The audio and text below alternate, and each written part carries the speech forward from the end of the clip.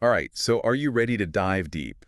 Today we're exploring high performance and success, but through the lens of Dan Peña. Oh, this should be good. It is, it is. Now, Dan Peña, he's that self-made millionaire, the business coach who's known for, well, let's just say his unconventional method. Unconventional, that's one way to put it. Right.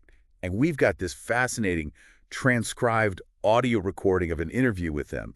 He does not hold back. Oh, I bet. But we're not just going to summarize everything he says, right? We're going to do a deep dive, connect his ideas to bigger questions about ambition, sacrifice, what does success even mean in the 21st century? All that. It's really fascinating stuff. Tenya's ideas, they can be, well, provocative, Oh, for sure. sometimes controversial even, but they really get you thinking. Exactly. Exactly. Yeah. So let's just jump right into it. What does Dan Peña believe separates those high performers, from everyone else?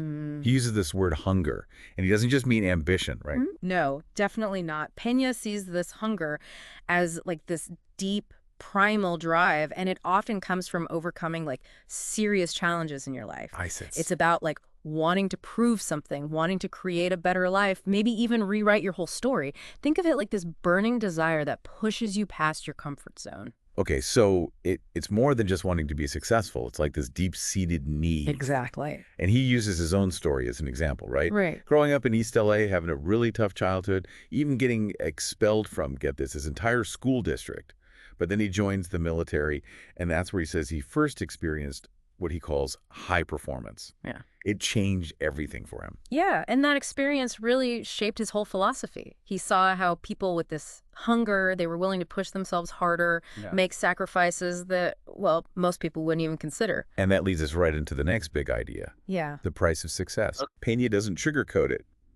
He says straight up that achieving real success, it requires giving things up, sometimes to a point that makes people, well, a little uncomfortable. He's not afraid of extreme examples, that's for sure. Remember when he said he wouldn't leave his kids any inheritance? Oh, yeah. Expected them to create their own success? Bold move. Yeah, I raised an eyebrow at that one.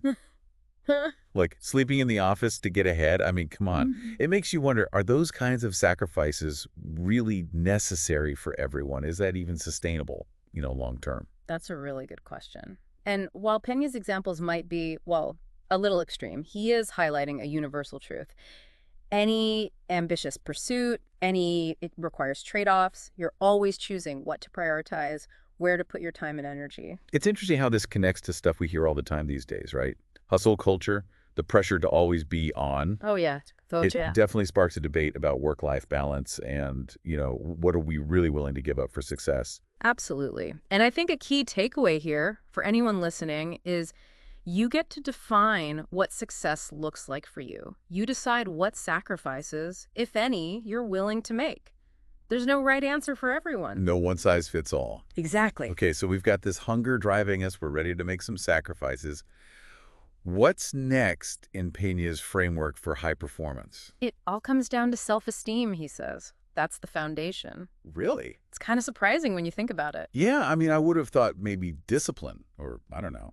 Well, he actually argues that a lack of self-esteem is the biggest thing holding people back, keeps them from taking risks, from believing they can succeed, even from bouncing back when things get tough. Interesting.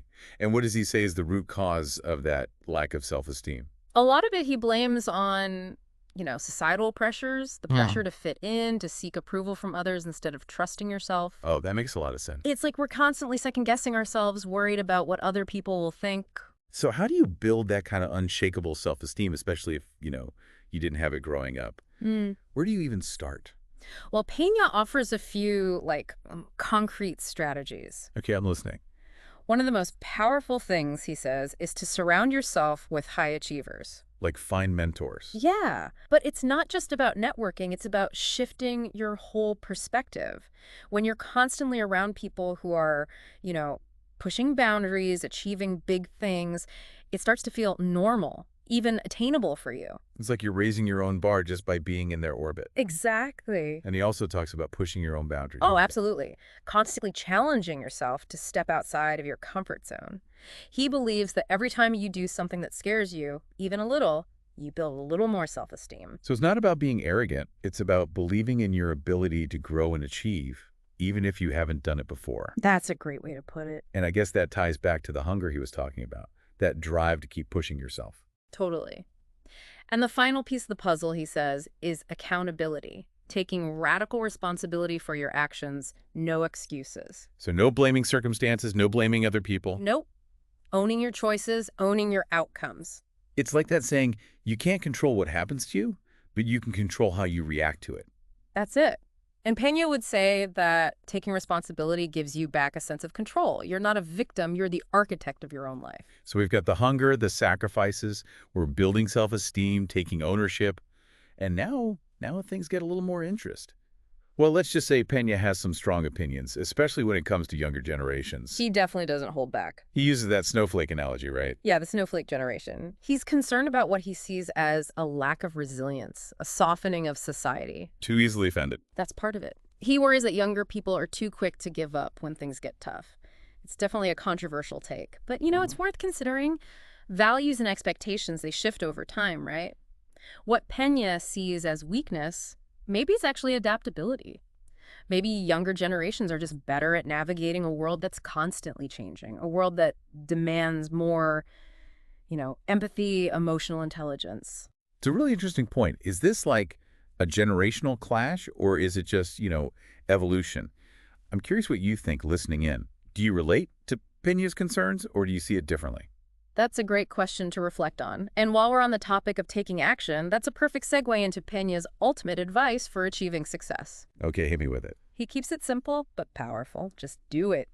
Welcome back to our exploration of Dan Peña's high-performance philosophy. We're picking up right where we left off. Oh, yeah. And trust me, things are about to get even more interesting.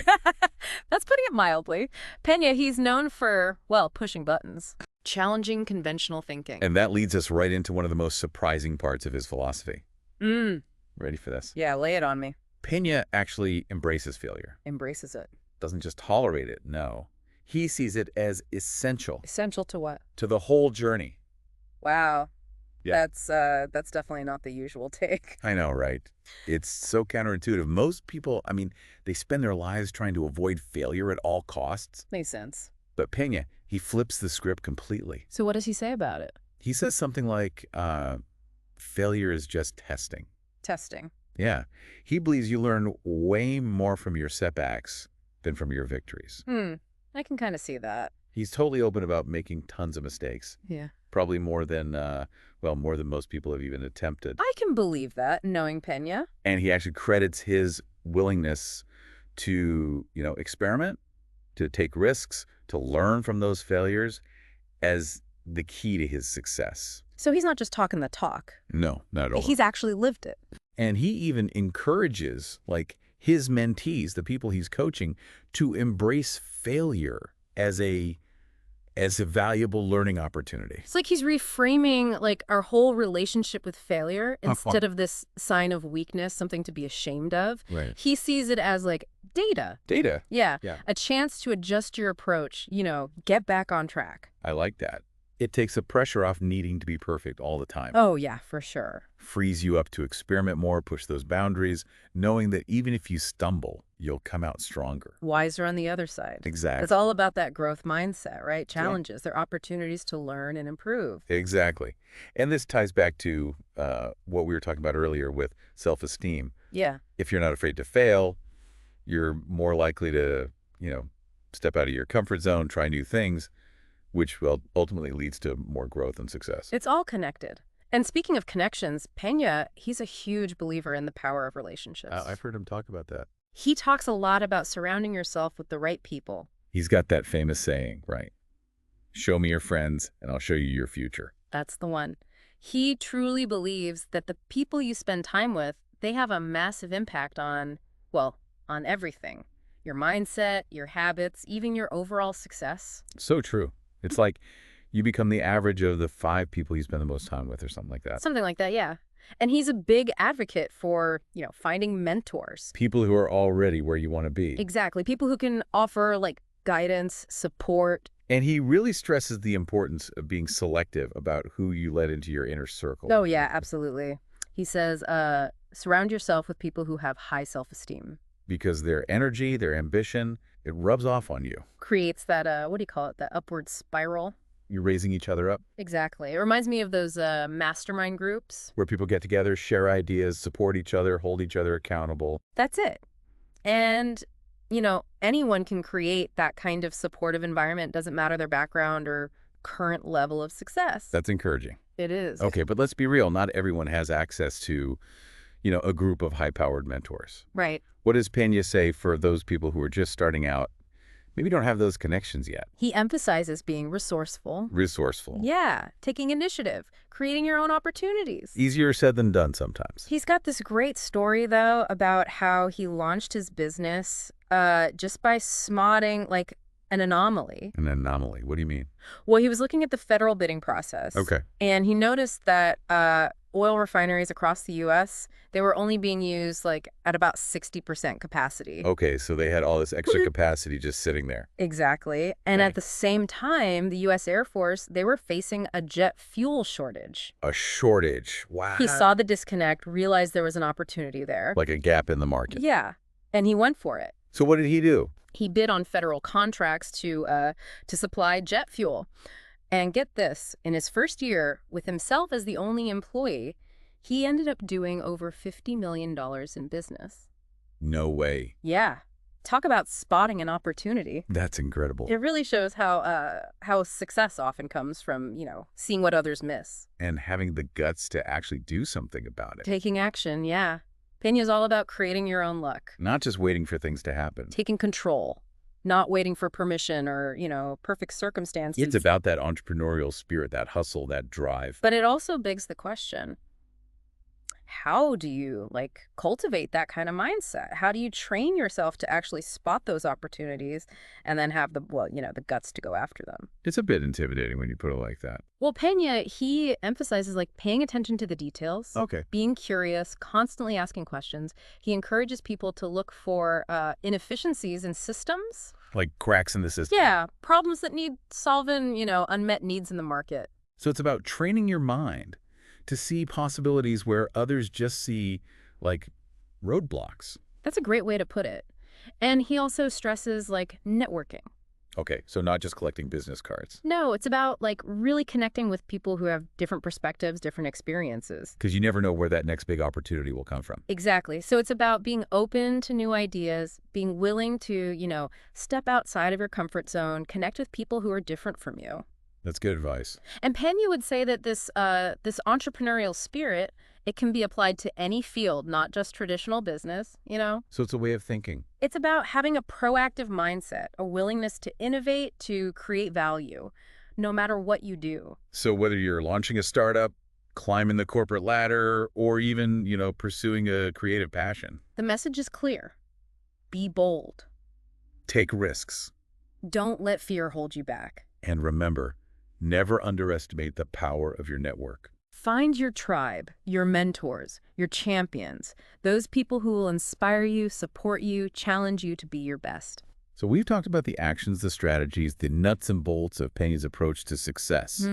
But what about the inner game? What does he say about mindset, motivation, all that? Well, as you might expect, he has some pretty strong opinions on that front, too. I bet. He's a big believer in the power of the mind. He strikes me as the type who thinks mindset is everything. You're spot on. He believes that your thoughts, your beliefs, they directly impact your results. He often says, it's not what happens to us in life, it's how we interpret what happens to us that matters. So it's about taking control of your narrative. Choosing to see challenges as opportunities for growth. Rather than reasons to give up. Exactly. He also talks about the importance of emotional resilience. Okay. He believes that high performers, they're able to bounce back from setbacks quicker and actually use those experiences to fuel their determination. That reminds me of his critique of the snowflake generation.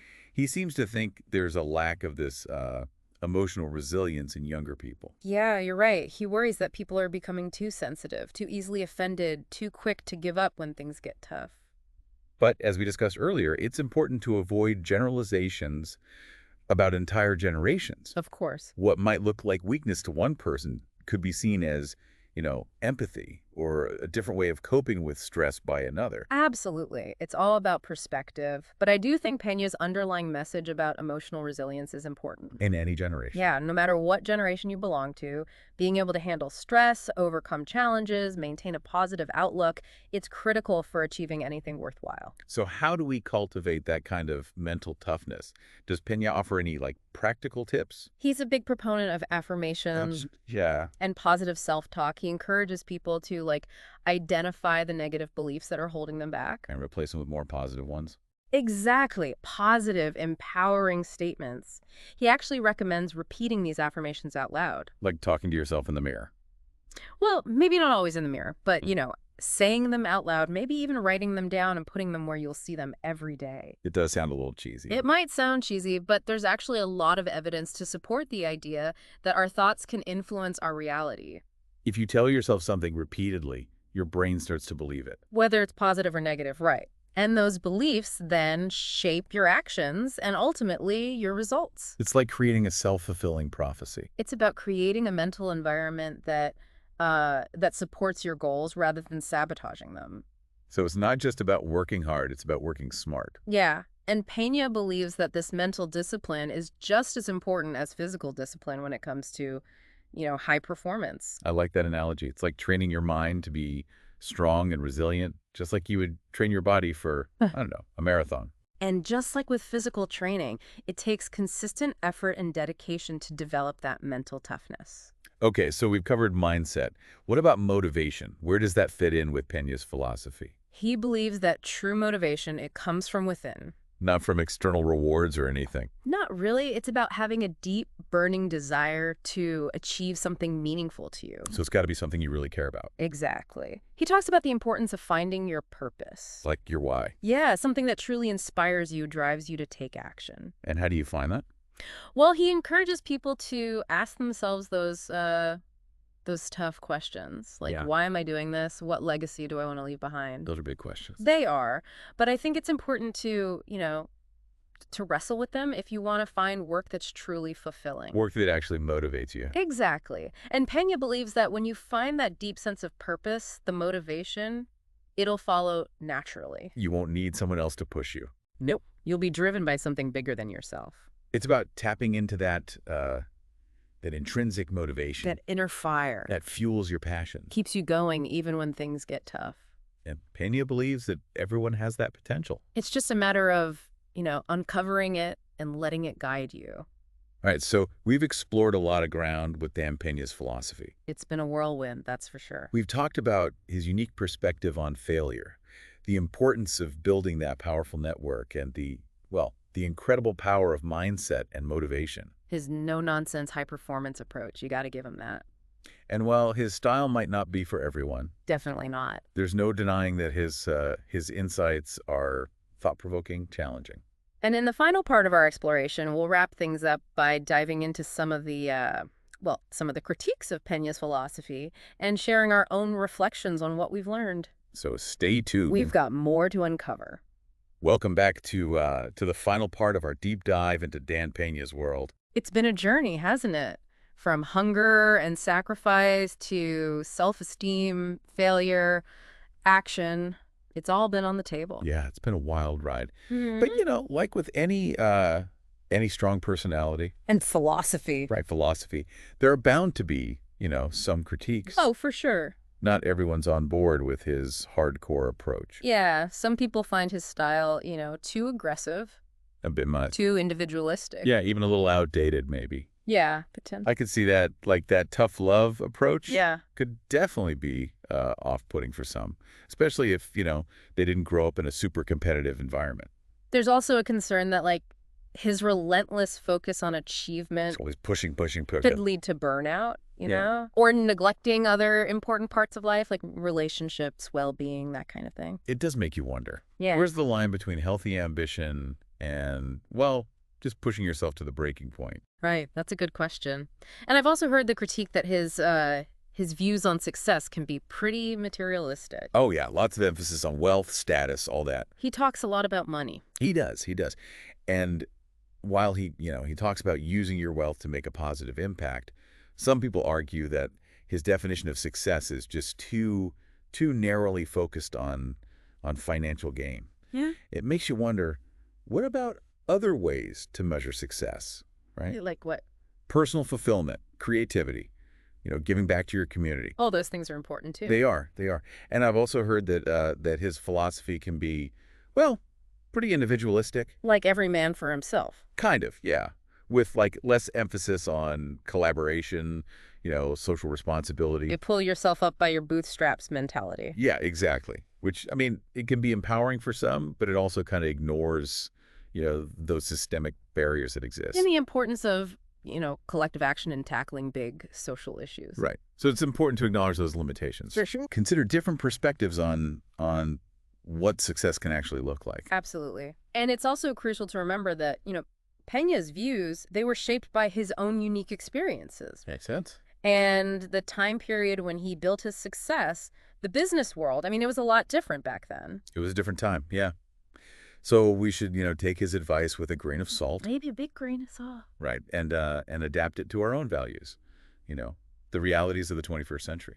Take what works for you and leave the rest behind. Exactly. So after all of this, after diving deep into Dan Peña, The man, the myth, the legend. what are your takeaways? What really resonates with you from his philosophy? Honestly, I appreciate his emphasis on personal accountability. That, just do it mentality. It's powerful. And I also like his focus on building strong habits. Yeah. That's something I've been working on myself. It all starts with the habits, right? It really does. Yeah. And I think there's a lot to be said for his emphasis on mental toughness, resilience. In today's world, with all the distractions and challenges, being able to stay focused, overcome obstacles, keep a positive outlook, it's crucial. Couldn't agree more. But for me, I think it's important to define success more broadly than just, financial gain. What do you mean? Like, it's got to be about finding work that's meaningful. Work that you actually enjoy. Right, aligned with your values. Yeah. But also creating a life that includes, balance, Balance, yeah. connection, well-being, not just achievement. It's about finding that sweet spot, between pushing yourself and taking care of yourself. Between ambition and fulfillment. I like that. So what does all of this mean for you listening in? We've explored Dan Peña's intense approach.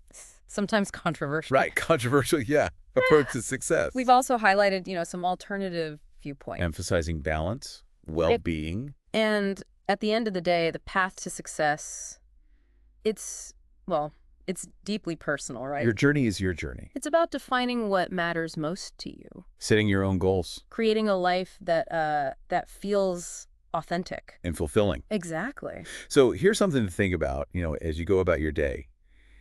Imagine you could sit down with Dan Peña himself. Oh, wow. What would you ask him? That's a good question. What would you challenge him on? I have a few things. And what wisdom would you, take to heart? That's the beauty of a deep dive like this. It really is. It's not about, finding all the answers. It's about sparking your curiosity. Expanding your perspective. Encouraging you to keep asking those questions. So keep exploring, keep questioning, keep striving to be, the best version of yourself. Whatever that looks like for you. Until next time. Happy diving.